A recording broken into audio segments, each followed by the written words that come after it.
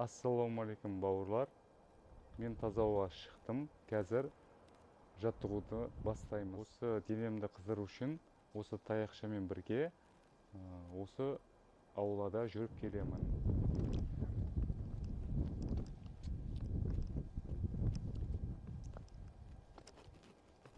Аулада осындай жаттығу жасаймын. Бұл аяқ бұлшетіне жақсы пайдасы бар.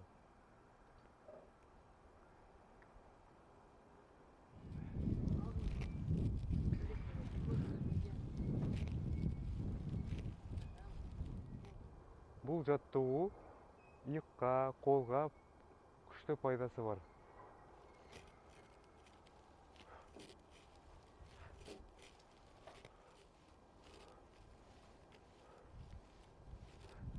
Бұл жаттығу белге күшті пайдасы бар.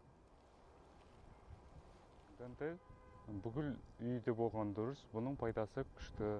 Бұл қол бұлшетіне пайдасы мықты.